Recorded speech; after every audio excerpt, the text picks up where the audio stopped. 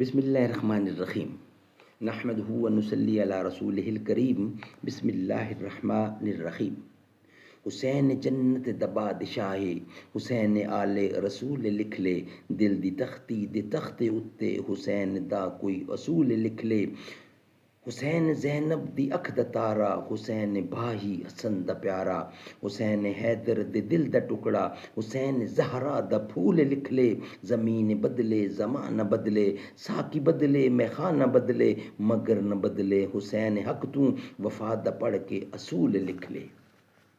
سید الشہداء حضرت حمزہ رضی اللہ عنہ۔ حضرت حمزہ رضی اللہ عنہ کے نبی کریم صلی اللہ علیہ وسلم سے کئی رشتے تھے۔ حضور کے حقیقی چچا بھی تھے اور خالہ زاد بھائی بھی۔ اس خاندانی تعلق کے علاوہ حضرت حمزہ آپ کے دودھ شریک بھائی بھی تھے۔ ابو لہب کی لونڈی صوبیہ نے ان کو دودھ پلایا تھا۔ عمر میں بھی زیادہ فرق نہیں تھا، صرف 2 سال حضور سے بڑے تھے، لیکن نسل و خاندان اور قوم و وطن کے اعتبار سے اسلام میں کسی کو بزرگی نصیب نہیں ہوئی۔ اسلام میں بزرگی کا معیار یہ ہے کہ جو اللہ کی دی ہوئی صلاحیتوں کو جتنا زیادہ اللہ کے کاموں میں لگاتا ہے اتنا ہی اس کا مقام اونچا ہوتا ہے۔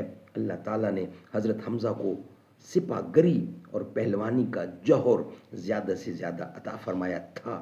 حضرت حمزہ نے بھی اللہ تعالیٰ کی اس نعمت کا حق اور شکر اس طرح ادا کیا کہ رسول خدا کی زبان سے سید الشہداء تمام شہیدوں کے سردار کا لقب پایا۔ حضرت حمزہ کی والدہ حالہ بنت وہب سرور کائنات کی والدہ حضرت آمنہ کی چچا زاد بہن تھی۔ سبحان اللہ سبحان اللہ۔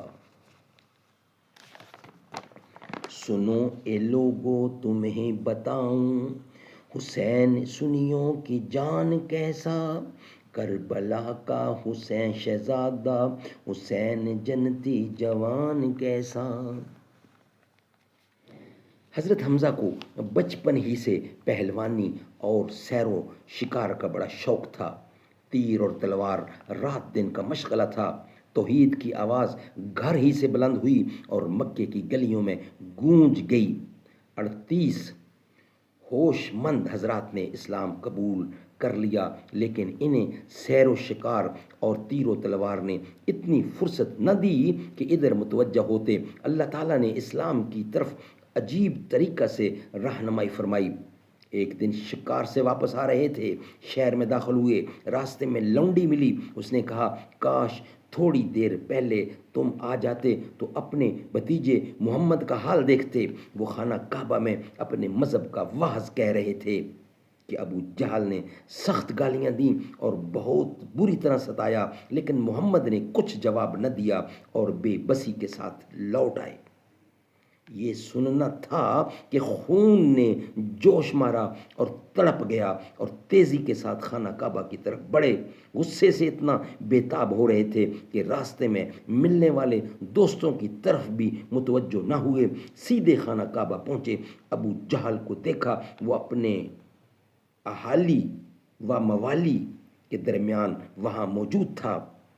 اسے دیکھتے ہی جھپٹے، اس کے سر پر اس زور سے کمان دے ماری کہ سر کھل گیا اور وہ بری طرح زخمی ہوا۔ اس کے اہالی و موالی مدد کو دوڑے اور بولے